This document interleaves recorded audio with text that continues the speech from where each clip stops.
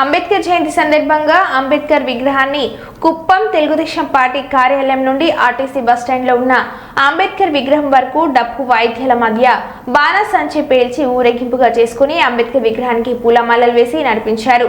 భారీ cake cut చేసి పంచిపెట్టి అన్నదానం చేశారు. ఈ కార్యక్రమానికి ముఖ్య అతిథిగా RTC vice chairman PS Munirathnam, ప్రభుత్వ విప్ ఎమ్మెల్సీ కంచెల శ్రీకాంత్ ముఖ్య అతిథిగా పాల్గొన్నారు.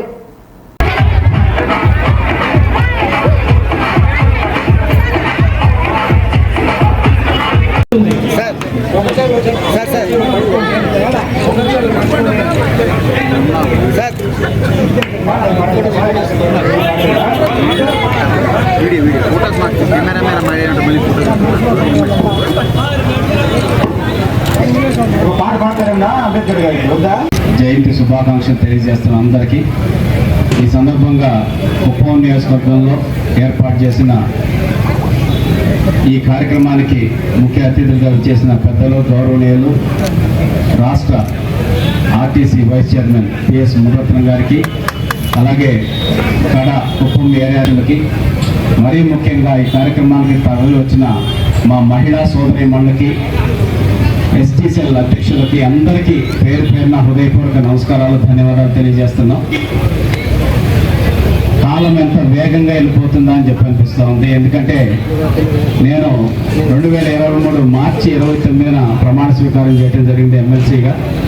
తర్వాత వారంకి చంద్రబాబు నాయుడు గారు పిలిచి కుప్పం వెళ్ళి ఒకసారి ఒక వారం రోజుల పాటు అన్ని పరిశీలించి నాకు ఒక నివేదిక ఇవ్వాలని చెప్పనేసి ఆ రోజు చెప్పడం జరిగింది. ఆ చెప్పిన తర్వాత కరెక్ట్గా అది అనుకోకుండా నేను ప్లాన్ అప్పటికే ఎన్నో కేసులు పెట్టించుకొని ఎన్నో ఇబ్బందులు పడుతూ కూడా తెలుగుదేశం పార్టీ కార్యకర్తలు, నాయకులు అందరూ కూడా చంద్రబాబు నాయుడు గారి పిలుపు మేరకు ప్రతి ఒక్క దాంట్లో పోరాటాలు చేస్తూ నిలబడినారు. వాళ్ళందరితో కలిసి వాళ్ళల్లో ఒకరిని చంద్రబాబు నాయుడు గారి కోసం పనిచేసే అవకాశం రావటం నా పూర్వజన్మ సుకృతంగా భావిస్తున్నాను. కుప్పం నియోజకవర్గంలో సార్ పెట్టిన నమ్మకం కోసం 14 నెలల పాటు నేను మనస్ఫూర్తిగా మనసా వాచ కర్మన చంద్రబాబు నాయుడికి ఆనాడు మనం 1,00,000 మెజార్టీ లక్ష్యం పెట్టుకొని పనిచేశాం. మన సాయి శక్తుల ప్రతి ఒక్క కార్యకర్త, నాయకులు పనిచేశారు. వాళ్ళు ఓడిస్తాము అని చెప్పనేసి అంటే ఆఖరికి పెద్దిరెడ్డికి కూడా సవాలు విసిరి చంద్రబాబు నాయుడు గారు ఈ కుప్పం నియోజకవర్గంలో ఓడిపోతే రాజకీయంగా నేను సన్యాసం తీసుకుంటానని చెప్పి కూడా ఆ రోజు సవాలు విసిరి మనందరం కలిసి కట్టుగా చంద్రబాబు నాయుడు గారిని గెలిపించుకోవడం జరిగింది. అయితే ఖచ్చితంగా రాబోయేటటువంటి మళ్ళీ 2029 ఎన్నికల్లో ఏదైతే చంద్రబాబు నాయుడు గారి మీద నమ్మకం పెట్టుకుని గత 8 సార్లుగా గెలిపిస్తున్నారో ఆయన్ని, ఆ నమ్మకం మరింత పెంచుకొని ప్రజలకి మరిన్ని కార్యక్రమాలు చేసి మనం అనుకున్న 1,00,000 మెజార్టీ లక్ష్యాన్ని 2029లో సాధించే దిశగా అందరం కలిసి పనిచేయాలని చెప్పనేసి మీ అందరూ కూడా విజ్ఞప్తి చేస్తున్నాను. అలాగే మహనీయుడు అంబేద్కర్ గారి గురించి అందరూ చెప్పారు. నేను చాలా మీటింగ్లో చెప్పాను, మళ్ళీ చెప్తాను, మళ్ళీ కూడా చెప్తాను. దళిత జాతి ముద్దుబిడ్డ అని చెప్పనేసి మన సోదరులు చాలా మంది అంటారు.